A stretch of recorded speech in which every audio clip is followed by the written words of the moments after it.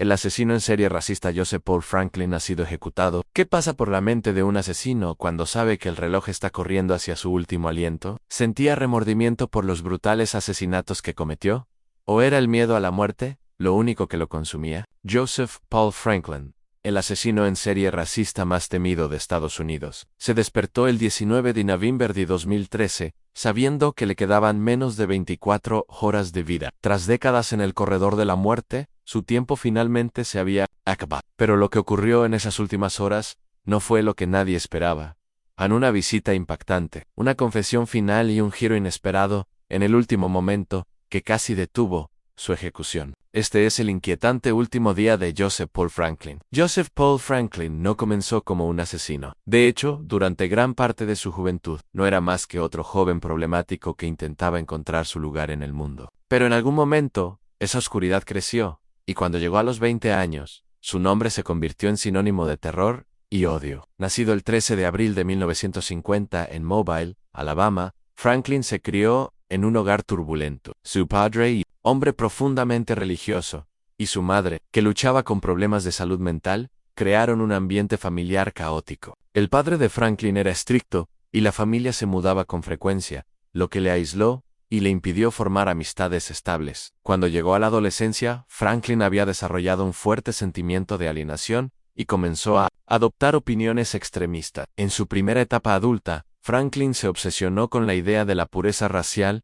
y, en la década de 1970, se involucró activamente en grupos supremacistas blancos. Sus creencias estaban profundamente influenciadas por su creciente animadversión hacia las relaciones interraciales y los movimientos por los derechos civiles, especialmente después de leer libros de figuras radicales como George Lincoln Rockwell, fundador del Partido Nazi Americano. Los crímenes de Joseph Paul Franklin fueron tan impactantes como despiadados. Durante años, vagó por todo el país, impulsado por la obsesión de limpiar el mundo de aquellos que consideraba inferiores, especialmente los negros y los judíos. Su misión estaba llena de violencia y dejaba un rastro de destrucción allá por donde pasaba. En julio de 1977, la ola de violencia de Franklin comenzó con un ataque a la sinagoga Beth Shalom, en Chattanooga, Tennessee. Incendió el edificio, pero gracias a que algunos fieles se marcharon antes, no hubo víctimas mortales. Fue un escape por los pelos, del que Franklin se jactaría más tarde, explicando que era solo el comienzo de su misión para eliminar a los indeseables. En agosto de 1977, en Madison, Wisconsin, Franklin disparó y mató a una pareja interracial, Alphonse Manning Jr. y Tony Schwen, en el aparcamiento de un centro comercial. Este brutal acto fue el primero de muchos, y Franklin sería posteriormente condenado por ambos asesinatos. En octubre de 1977, en St. Louis, Missouri, Franklin abrió fuego fuera de una sinagoga, matando a Gerald Gordon, un respetado líder de la comunidad judía. En julio de 1978, en Chattanooga, Tennessee, Franklin incendió una sinagoga con una bomba incendiaria, causando daños importantes, aunque no hubo heridos.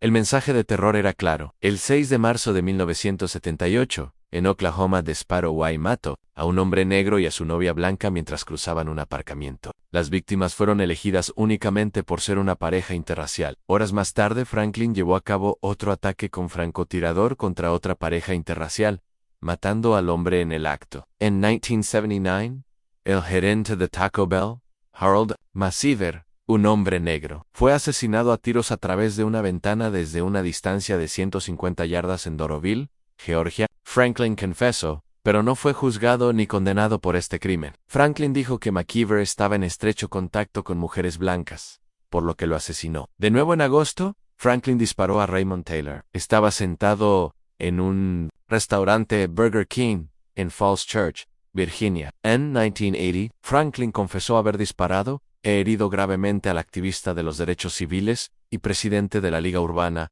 Vernon Jordan, después de verlo con una mujer blanca en Fort Wayne, Indiana. Franklin negó inicialmente cualquier participación en el crimen y fue absuelto, pero más tarde confesó. En julio, Franklin mató a los primos Darrell Lane y Dante Evans Brown en Cincinnati, Ohio.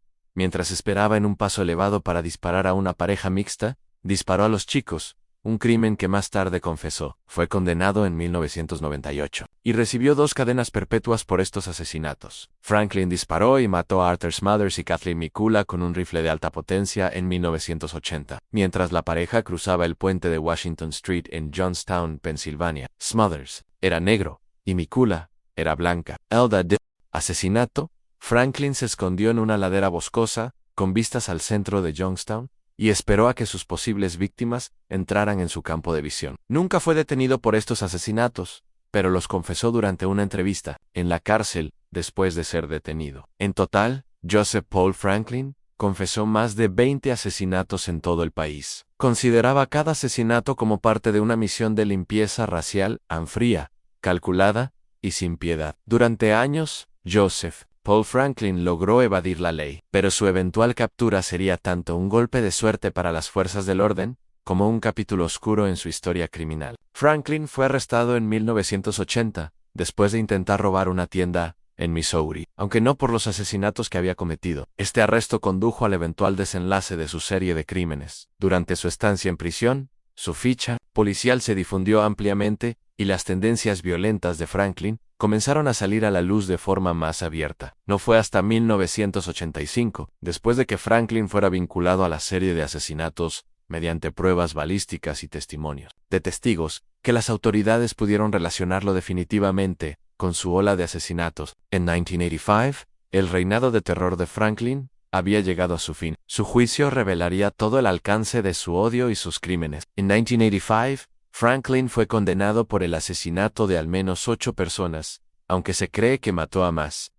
Condenado a muerte en Missouri, aunque su juicio se complicó por su estado mental. Franklin mantuvo una actitud fría durante todo el proceso y no mostró ningún remordimiento por sus actos. A lo largo de los años, recibió varias condenas a cadena perpetua, pero la más grave fue la dictada en Missouri, en 1997, por el asesinato de Gerald Gordon a las puertas de la sinagoga Brit Shalom Nizeth Israel Congregation. Franklin fue condenado a muerte. Después de que el juez leyera la sentencia, muerte por inyección letal. Joseph Paul Franklin fue sacado de la sala del tribunal y devuelto al mundo de acero y hormigón que había sido su hogar durante años. Pero ahora el peso era Mayo R. Ya no era un preso más. Era un hombre condenado a muerte. Durante más de 3 décadas, Franklin permaneció en el corredor de la muerte, aislado del mundo exterior en el Centro Correccional de Potosí, en Missouri. Sus días eran largos, repetitivos y silenciosos. Solo él, las paredes de la prisión y sus propios pensamientos. Algunos reclusos condenados a muerte pasan los años escribiendo cartas, reuniéndose con sus familiares o trabajando en apelaciones. Pero Franklin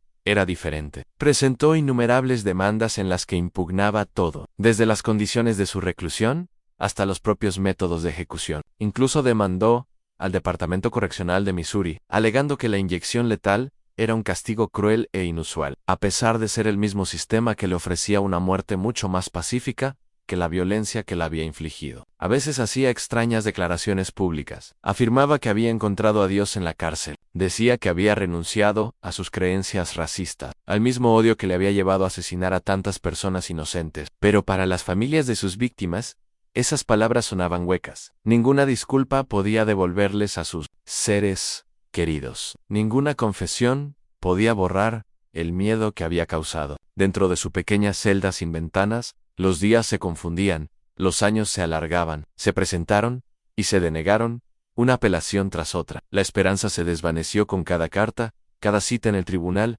cada año que pasaba. Aún así, Franklin siguió luchando. Incluso en sus últimos meses, presentó apelaciones de emergencia, argumentando que los fármacos utilizados en las inyecciones letales de Missouri no eran seguros. Pero los tribunales ya habían escuchado suficiente. Las familias habían esperado lo suficiente. La sentencia que se había dictado hacía tantos años finalmente se cumpliría. En noviembre de 2013 se fijó la fecha definitiva de la ejecución. No habría más retrasos. No habría ningún rescate de última hora. Joseph Paul Franklin, que se había pasado toda la vida juzgando a los demás y decidiendo quién debía vivir y quién debía morir, se enfrentaba ahora solo a su propio final. Había comenzado la cuenta atrás para sus últimas 24 horas.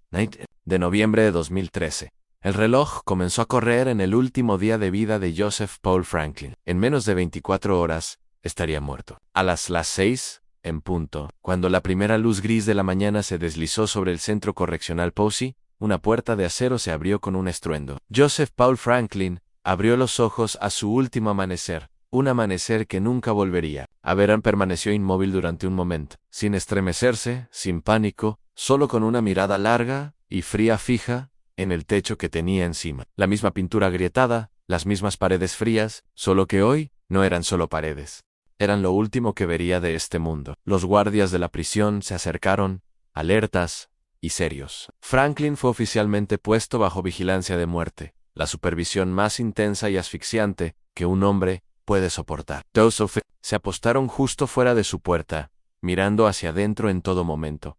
Las luces encendidas, las cámaras grabando, no había sombras en las que esconderse. Cada respiración, cada parpadeo, cada movimiento era grabado, registrado y juzgado. Pero Joseph Paul Franklin no se rebeló contra ello. No gritó, ni suplicó, ni se derrumbó, simplemente se sentó lentamente, como un hombre al borde de un precipicio, mirando hacia abajo sin miedo. ¿Qué pasaba por su mente? ¿Eran los rostros de las personas a las que había matado? ¿Eran recuerdos de una vida violenta, alimentada por el odio? ¿O había hecho las paces, en estas últimas horas, con la idea de que nadie lloraría su muerte? El desayuno llegó alrededor de las 7 en una bandeja estándar. Huevos revueltos, tostadas, tal vez un poco de sémola, la misma comida insípida que se servía a todos los reclusos. Pero para Franklin, bien podría haber sido ceniza en un plato. Apenas tocó la comida. Picoteó sin concentrarse, como si el simple acto de comer estuviera ahora por debajo de su dignidad. Su cuerpo aún estaba vivo, pero ¿su mente? Su mente ya estaba a medio camino de desaparecer.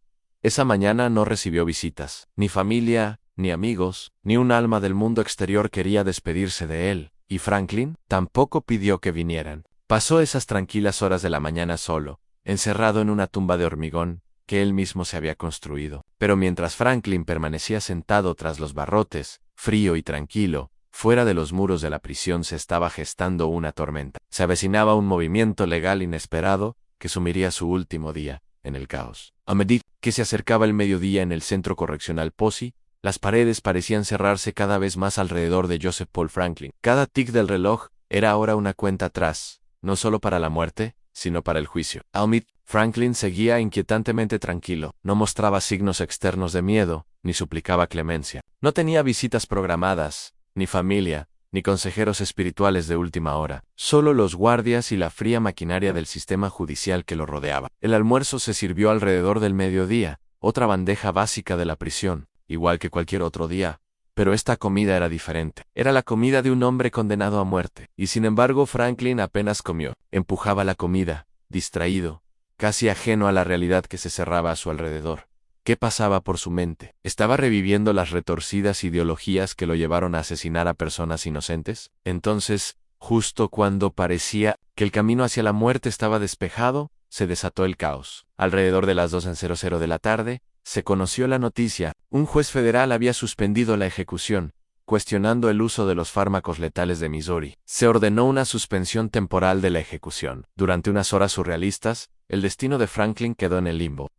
Esa noche se reiniciaría el reloj y le concedería unos meses o años más de tortura. Dentro de su celda, Franklin recibió la noticia, pero los testigos dijeron que no mostró casi ninguna reacción, ni una sonrisa, ni indignación, solo la misma calma fantasmal, como si la muerte, el aplazamiento o la libertad ya no importaran. Pero el sistema se movía más rápido de lo que Franklin podía imaginar. Al caer la noche, un tribunal superior tomaría una decisión que sellaría su destino de una vez por todas. Mientras la oscuridad se cernía sobre Missouri, las paredes del centro correccional Posey parecían palpitar con la tensión. Para Joseph Paul Franklin, cada hora era más pesada que la anterior. La noche del 19 de noviembre sería la última. De su vida a las 6:00 de esa tarde, el ambiente dentro de la prisión había cambiado. Se levantó la suspensión temporal de la ejecución de Franklin. El Tribunal de Apelación del Octavo Circuito de los Estados Unidos había dictaminado que la ejecución se llevaría a cabo según lo previsto. Missouri había planeado utilizar propofol,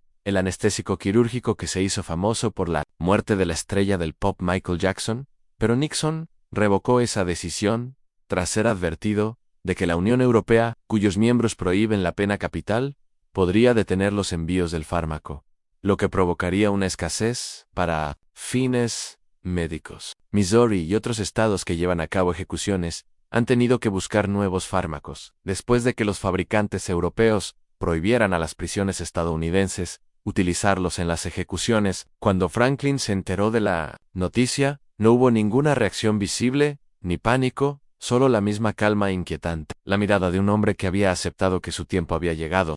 Dentro de su pequeña celda de espera, comenzaron los preparativos. Franklin rechazó una última comida especial, y en su lugar, comió la cena estándar de la prisión, a una bandeja básica con pastel de carne, patatas y verduras. Franklin comió poco. Algunos testigos dijeron más tarde que apenas tocó la comida. No recibió visitas, ni abrazos finales, ni despedidas entre lágrimas. Estaba completamente solo mientras pasaban las horas a 8, 9, 10. El personal de la prisión lo vigilaba. De cerca, Franklin permaneció en silencio y cooperativo, simplemente esperando. Algunos presos suplicaban por sus vidas, otros se rebelaban contra la injusticia, pero Franklin se sentó en silencio, mirando el mundo que pronto dejaría atrás. Alrededor de las 11:30, los guardias trasladaron a Franklin a la zona de espera, junto a la cámara de ejecución. Le pusieron las esposas y le preguntaron si tenía últimas palabras. Se negó. No hubo declaración final, ni disculpas, ni justificaciones. Solo se oyó el lento arrastrar de sus pies por el pasillo final.